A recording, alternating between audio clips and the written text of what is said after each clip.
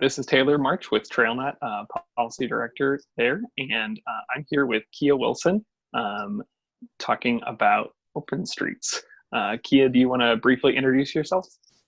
Sure. Hi. Nice to meet everyone. I'm Kia Wilson. I work for Streetsblog USA. My title is Senior Editor for the national site, but I actually live here in St. Louis, and I'm a longtime supporter of and fan of Trailnet and a big cyclist and pedestrian myself, so it's a real treat to be here.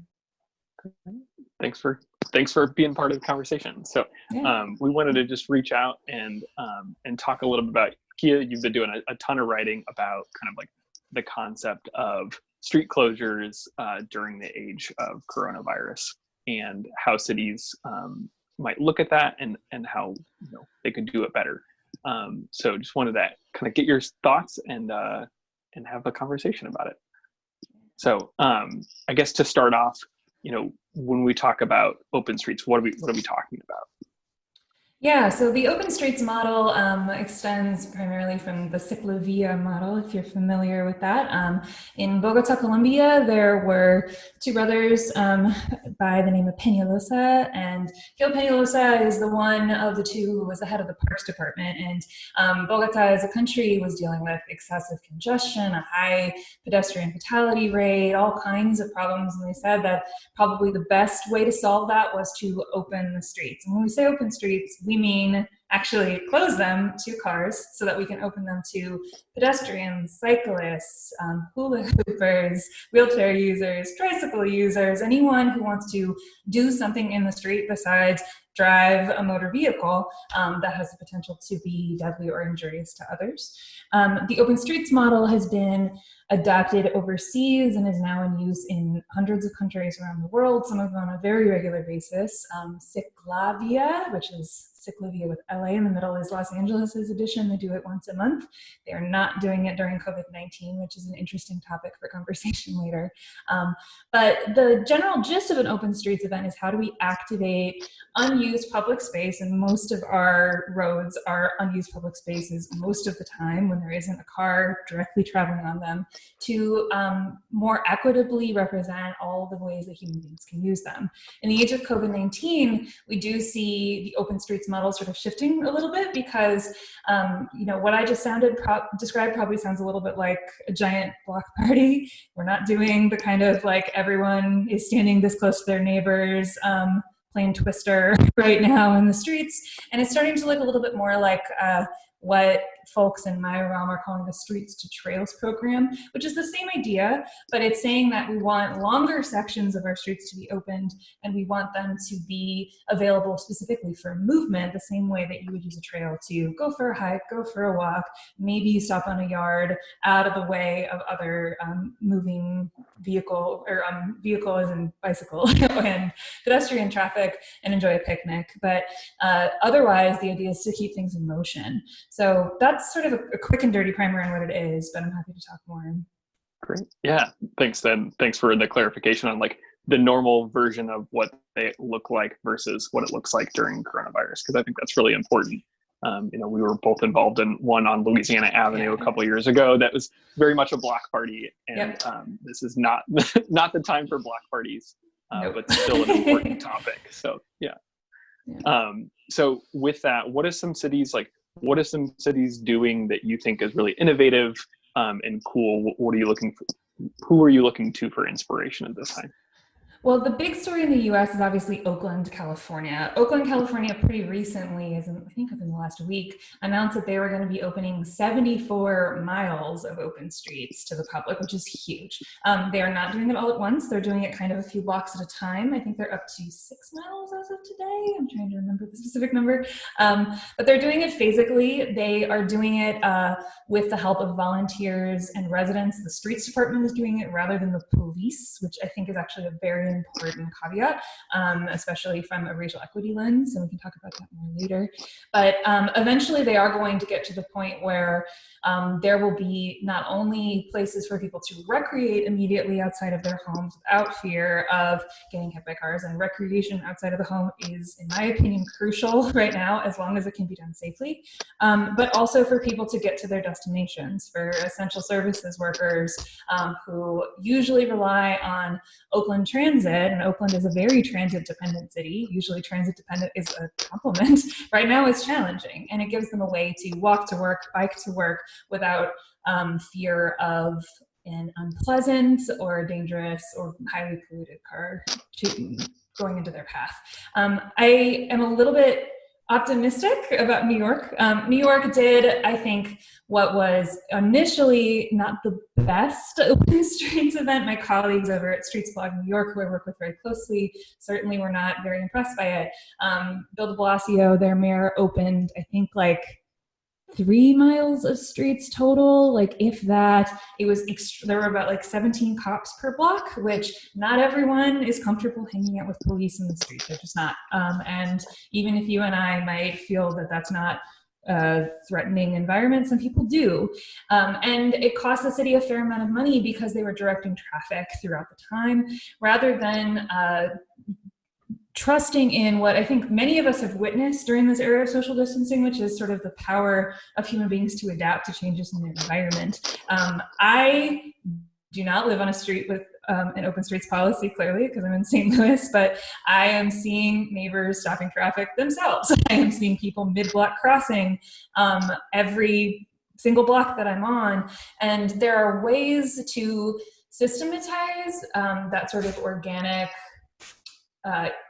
like free-flowing approach to traffic control without having it be this huge drain on city resources and a huge impediment to equity, that I'm really excited to see cities taking on. So those are the two extremes, the best and worst in my eyes, but certainly open streets are happening all over the country and all over the world.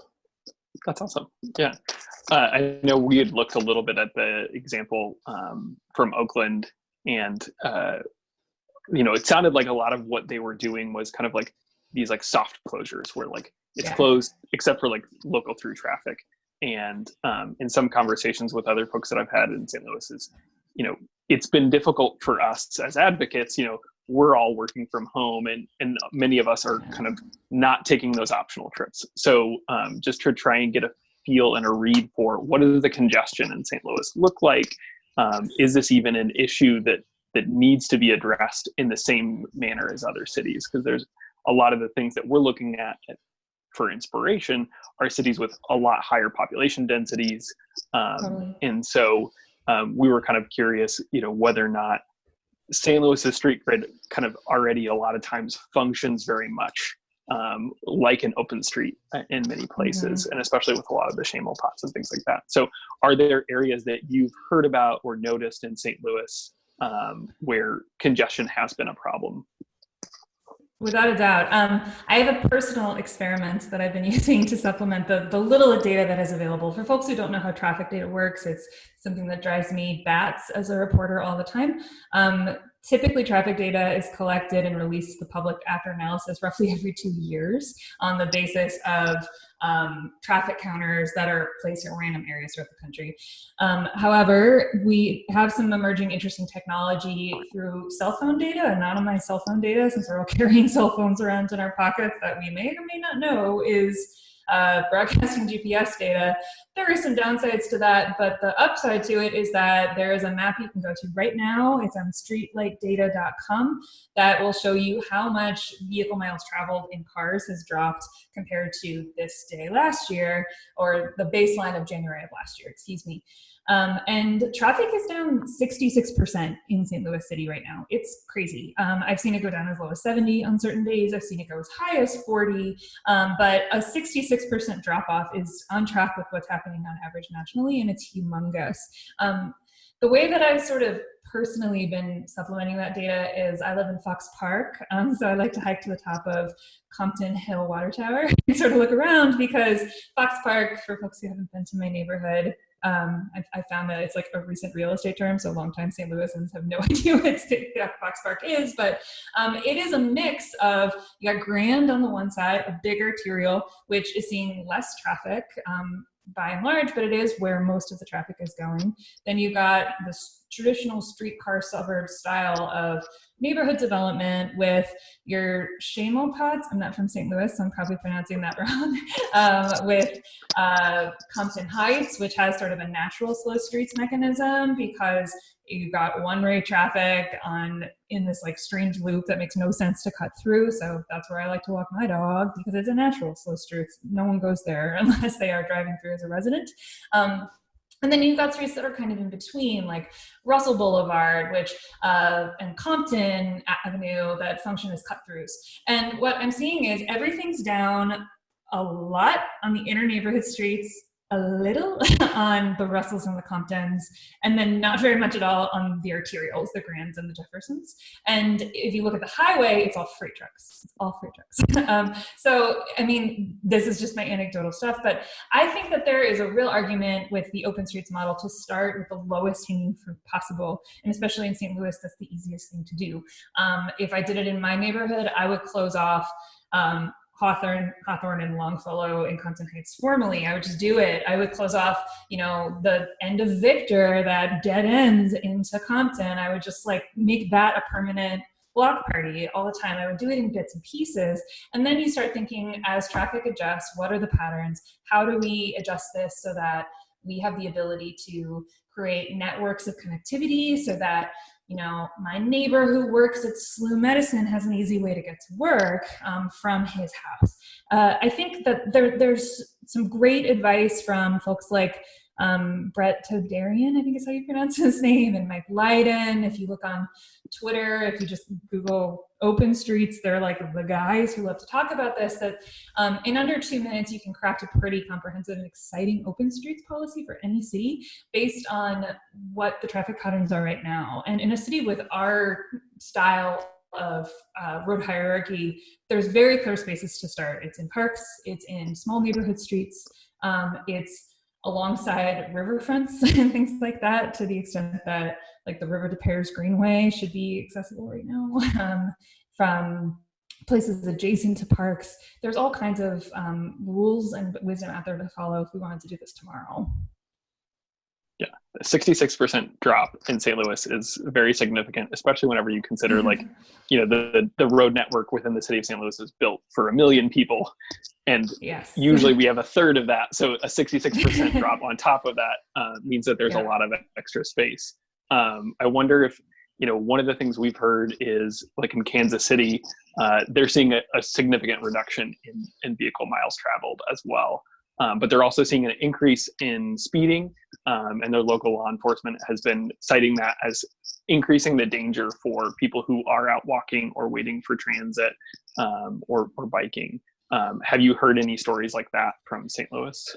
Yeah, the speeding story is really hard to put a pin on because for a few reasons. One, St. Louis, like most cities, does not provide like a really, really good real-time crash data. But the other thing is that we are seeing a trend, I don't know if this is in place in St. Louis, but a trend nationally towards police no longer performing traffic enforcement like they usually do because they're essential services personnel and they have more important things to do. And they're also trying to limit their contact with the public for very obvious reasons. And there were good arguments for that. I'm generally, especially as a St. Louisan, someone who lives in the shadow and legacy of Mike Brown's death, not as jazzed on traffic enforcement as the way to slow cars down. I would rather see engineering and people-centered solutions. But it does make it hard as a journalist in times like this to get a really good bead on how much speeding is increasing relative to the number of cars on the road. What we do know is in cities like New York, for instance, they have a robust speed camera program. Speed cameras are actually spitting out more speeding tickets right now with 75% fewer cars on the road than they do when they're at max capacity. That's a trend that I expect probably carries over to a lot of places, and in a year or two, when we start getting some reports from this fascinating and terrible time, we're going to have some real surprises. There are some real reasons why cars that remain on the road are speeding, right? I mean, because traffic itself is traffic calming. When you're stuck in a traffic jam, you're not going very fast, especially if that traffic jam is other cars. So we need to take steps to calm traffic that don't involve putting more cars on the road and don't involve me walking down my neighborhood street attempting a mid-block cross to social distance from a neighbor I see coming up and seeing a car barreling at me at 5, 10, 15 miles over the speed limit because there's nothing to impede them from doing that. I think that there are so many things that you can do to calm streets cheaply, easily, effectively as a citizen. And if we did it as a city, if we took some of our furloughed workers and treated this as an essential problem, we could get a lot of people back to work safely and in a socially distanced way. I have a bit of a rant about that. My apologies. You can read more about it on Streetsblog. No worries. Yeah, you know, you're exactly right. When it comes to like traffic being traffic calming itself, one great example I always think about is the section of Gravois between Grand and Chippewa. Nice. My sister-in-law used to live there, and nobody parked on the street there because their cars would get hit, and so then it further increases the visual perception and the width of the roadway, and you end up having even more speed problems. So it becomes even more dangerous to park cars or trying to cross, at the very few crossings that you have across Gravois. So, yeah. So something that came out last Friday, there was a researcher, Bert, I think it's Blocken, who does computational fluid dynamics. So he does all these kinds of models for Tour de France teams usually, and kind of like fluid dynamics with air patterns and things like that. And he had kind of done this theoretical research study on how far would you have to be away from someone else biking, someone else running, much more sports oriented, to eliminate any risk of coming in contact with an aerosolized particle. So he's not a virologist. He's just somebody that's kind of like throwing at this theoretical thing. Got a lot of flack for it because there weren't those practical applications within the study, and because it was released just as research. It wasn't released as like a peer-reviewed thing. But Tour de France rider Chris Froome had kind of like tweeted it out. But some of his early suggestions were like, based on the models that he was doing, people who are biking at a moderate speed, like up to 65 feet is the distance. His basic question was, is 6 feet enough? Running, he was suggesting like 30 feet, walking 13 feet. I guess the question is, what are you seeing in terms of how people are distancing themselves? Do you feel like the CDC recommendation of 6 feet is generally being followed, or are people giving more space? And what are you using as a personal guideline for how far away you stay from other people as you travel about? Those are great questions. And I'm like a lot of people every day, I'm asking myself, what's the best advice? And it changes. I had a day where I read a different report that said, if you sneeze while you're running and you're 26 feet away from someone, they'll get it in their eyes. And I was like, I don't know how far away 26 feet is, so I guess I'm just going to measure the front of my house and try to picture that. It's really challenging to be responsible right now, especially when we don't have access to masks, much less masks that are suitable for athletic activity, which I don't think really exist in proliferation, at least, that is suitable. It's a really challenging question. I mean, I will say that there are countries right now, Italy and France come to mind, that have banned biking and running completely. I feel a lot of confusion about that, and it's something that I'm reassessing every single day. My rule right now is I want to stay as far from everyone as I can while getting out as much as I can, is really what it comes down to. I am someone who have no choice but to leave my house because I have a 70-pound dog who will flip out. And by flip out, I mean like get very sick if I don't walk him. I also am like, my mental health, being a pedestrian and connecting with my neighbors is really important to me right now. And we're all having to take calculated risks, and that's the one that I'm taking currently. The biggest one is when I see someone else on the same block as me, I cross the street immediately. I have not actually been on a bike besides for transportation since this started, just because recreational riding, I I am a little bit scared of speeding cars right now, and the trails system in particular in St. Louis is inadequate. I wish it were bigger. I know that you guys do great work for everything that you're involved with, and I know you want it to be bigger too. But Riverfront Trail is something that I'm frightened to be on, because when you're crossing someone who is coming at you, you're 3 feet away. The Federal Highway Traffic Administration recommends, I believe it's a 4-foot bike lane total. And the sidewalk width is 5 feet. In St. Louis, we're lucky to get either of those. We don't have bike lanes at all. When I have biked for transportation, I'm definitely taking the lane. I kind of like to take the lane either, but I also recognize that not everyone feels confident or is able-bodied enough, or for whatever reason prefers not to take the lane when there's car traffic present. I think what we really need to be doing is taking this opportunity to make the kind of bike network that we would like to see when this is over, because transit is not going to be a primary option for us for a long time. And that's a sad thing. I think it's an argument to shore up transit with federal funds, but separate conversation. But wear your masks. I don't know, do what everyone else is doing, which is do your best as you can, and research as widely as you can. The recommendations are changing constantly, but that doesn't mean that we have to sacrifice outdoor space completely, especially when we are in a world where not everyone has the privilege to sacrifice outdoor space completely. And we would be naive to think that we were. And many of us are probably going to be a little less privileged financially soon.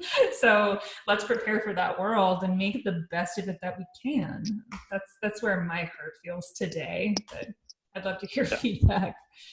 Yeah, I mean, that's where we're kind of constantly looking at what are the best, new research articles that are coming out on how far is safe. And it's one of the reasons that, a lot of us, myself included, like I have not been on a bike since this started, other than in the backyard, like on the rollers, Yeah. But I've also felt really lucky. Yeah, exactly. Yeah. We've tried to provide some opportunities for folks to get out in a distance way to bike, but have not been, encouraging people to bike with anyone outside of their household. And it still we would love to be able to say, this is what we're seeing is safe. But yeah, I think a lot of the research is lagging behind, it's obviously, I think it's a low priority for a lot of researchers to figure out what's a safe distance for people biking whenever they're just trying to figure out exactly how this is spreading overall. Yes. So it's certainly a challenging time to participate in these activities. Yeah, but I mean, look, the things that, if you take this current CDC precautions, which, like, again, all of us have read something probably in the past 24 hours that makes us question whether that goes far enough, you're still preventing the spread of like the common cold. Like there are conditions that we do know about. If you give a bike 6 feet in your car, you're doing better than cars usually do with bikes. Like there are good reasons to still get out there and do your best, especially if you have to be out there, if you walk to the grocery store, if you bike to the grocery store. There's a lot of arguments to just do whatever the CDC says right now, plus whatever else you feel comfortable with, and recalibrate and adjust and sit with that discomfort as much as you can, because what choice do you have? Yeah, we keep running everything through the lens too of, assessing your own privilege and really kind of, when St. Louis County Parks decided to close a lot of the trail systems, and that's one thing for St. Louis County where a lot of households do have yards and things that people still have an opportunity to get outside. But trying to run that through the lens of somebody that lives in a 1-bedroom studio apartment that doesn't have any kind of space other than shared space. And streets are our biggest shared spaces. So yeah, it makes a ton of sense. If we can't do it here, we can't do it anywhere. St. Louis has so much land area relative to our population. Like we could easily get 100 feet from one another if we all stepped outside of our houses right now. I haven't calculated that, don't quote me, but I'm pretty confident. I guess another question that I had that kind of stemmed from that is, we've talked a lot about kind of the recreation side of this. One of the exciting stories that I saw was the way that Bogota, the originator of open streets, was utilizing this time to take their open streets model kind of adjust it for coronavirus. And so they were kind of taking public transit corridors that they knew were heavily congested, had a lot of essential workers that were traveling on them, and trying to create opportunities for people who are still traveling to essential services to do that in an even safer way than their public transit vehicles. St. Louis doesn't have a very high public transit ridership, but it's also not, minimal. We do have a significant portion of the population within the city of St. Louis that uses public transit. And I think a vast majority, of those folks are also working at jobs that would be considered essential. Have you heard about overcrowding on any of the transit routes? I know when Metro just did the Metro Reimagined study, one of the statistics that I thought was just mind-blowing, and that was that, over half of their bus ridership was on the 70 grand bus. That to me seems like if we were trying to model and replicate what Bogota is doing, that might be a great route to look at more of an open streets concept. I think that's a great point. In terms of what I've observed locally in St. Louis, I would say we were one of the earlier cities to adopt rear door boarding, which I think is really, really key to protect our drivers. We have seen a bus driver die in the St. Louis transit network. I think starting with the transit corridors is a great idea. I know that Metro has been mulling an idea for a long time to turn Grand into a bus rapid transit line, which it should be. It just should. There's some negotiations about what we do with the existing bike lanes on Grand around that I'm sympathetic to. I don't like riding in the bike lanes on Grand personally, because they're not protected and they get treated as an extension of the driving lane. But I digress. Yeah, I think that starting with essential transit arteries is a great approach for cities that have not kept up with their transit as much as they should have, like St. Louis. There are other things that we can do. Another reason I'm pretty geeked out on that streetlight data is companies that do cell phone based traffic modeling and traffic planning are able to also track origin and destination. So they can see like what neighborhoods people are coming from and where they're going to, like where do all these essential workers live and where do they need to go and what route do they take to get there, do that, open that street. I don't know if St. Louis has a license for this, and certainly Streetlight is not the only one. They're just the ones I've talked to on the phone the most. So I know the most about their model, but I think that there's so much technology that we can draw on if we want to identify the most efficacious streets to plan a transit network or an open streets network at this time. There was a lot in your question, so I want to make sure, is there anything I'm missing before we move on? I think you pretty well covered it. Yeah. Okay. I guess the only topic, I was a regular bus rider, that was about half my time I'd bike to work and then half my time I'd take the 73. I have not been on the bus since like a week before the lockdown started. Right. Have you heard of folks that are still riding the bus? And like, have you heard of people's experiences in terms of congestion? I know I usually can see it out my window here and I still see people on the bus. But I'm not sure like what some of those heavier ridership corridors look like in terms of congestion. I simply don't know. I live by the 11. That's the one on Jefferson, I believe. That's the only one that I've taken much, honestly, just because the destinations that I need to go to aren't typically served by transit in the city. And I'm lucky to be able to bike most of the places that I go. I have not seen reports about crowding, but I know that they've cut service in St. Louis, and that is not the way that it has to be, I would say. Houston is one example of a city that has increased bus frequency in response to COVID-19, and they've issued really strict limits on how many people can get on the bus so that everyone can maintain 6 feet of distancing. And they can take buses out of commission for increased cleaning. I thought that was a really bold approach and a really innovative approach. More of the stories about transit I'm hearing from the cities that it impacts most, like New York, and which has the highest transit ridership in the country by a factor of 10. DC, LA are the places where we've definitely got a lot of work to do. I think in St. Louis, the question is more about how do we protect our riders and get them where they need to go in a system that was already not particularly robust, that already needed more lines, more frequency, that already struggled with funding. To be clear, I'm not saying this is the failure of our bi-state metro group or even the Missouri DOT in a lot of ways, because the way that we do transit funding in this country is pretty profoundly messed up. That's a lot of what I report on all the time. The CARES Act gave what seemed like a historic amount to transit, and it's not going to be enough to keep even very, very small amounts of small transit systems like ours going, much less the 10 largest systems, which I think got about half of what they asked for collectively. So a lot of it is money. A lot of it is this morass of how do we make sure that these systems are connected equitably. In St. Louis, we have the large problem that our light rail system is all east-west, I mean, that's a perennial issue that we're always dealing with. I think now would be a great time to innovate and experiment. If you're shutting down if you're decreasing frequency on certain lines and you're seeing ridership really, really bump up on the 70, possibly as a result, then maybe it's time to add a ton of buses to the 70, be nimble while you can with the resources that you have. And I say that with a lot of hurt in my heart because I know the resources are thin. Mm-hmm.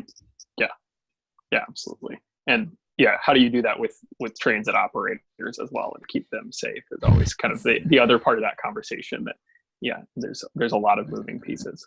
Right. I guess, another thought off of that is New York, other cities with large public transit systems where the public has largely been reliant on that. It's very clear to see there's going to be a significant probably shift for a while in the way that people move around even after things start to open back up. Right. What do you think are going to be the long-term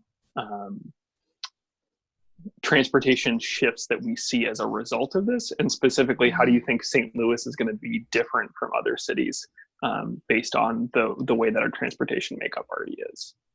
I think it could go one of two ways. And one makes me thrilled and one makes me really sad. So I'm just going to be honest about that.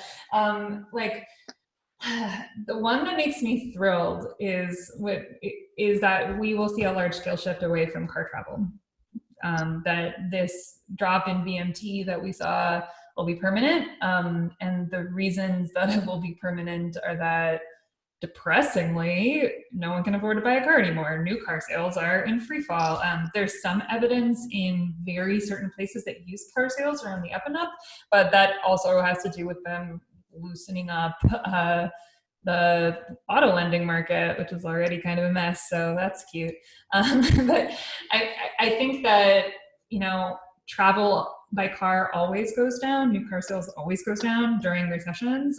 We do not have the experience of it happening at this scale during the Depression, which may be what our country is in for. We just don't know at this stage. And I think if we are bold and seize that challenge and the elements of that challenge that could be an opportunity, we could drastically rethink our road network. We could stop investing all of our money into car-centric road projects. We could recognize that lane widening doesn't need to happen. Maybe even that, I'm maybe a little bit more radical than most. These are my opinions, not Streetsblog, but maybe that extra highway lane doesn't need to exist. We could cordon it off permanently. We could return it to gravel. It doesn't need to exist because we could never afford it. And it was never very good for society anyway, in my humble opinion. And we could start focusing on the forms of road infrastructure that we can afford, which are pedestrian improvements, bicycle improvements, urbanization within neighborhoods to make destinations closer together, because that's always the thing about transportation is a housing problem. Transportation is an employment center problem. You can't make a city bikeable just by adding a really banging sidewalk to it. You also have to make sure that someone can walk on that sidewalk and get somewhere they need to go. And that's going to be a much easier and cheaper thing to do in scenario number one. Scenario number two, which I'm finally getting to, is that everyone will say solo transportation is all there can ever be. we're just going to let transit wither on the vine. Everyone's going to buy a car.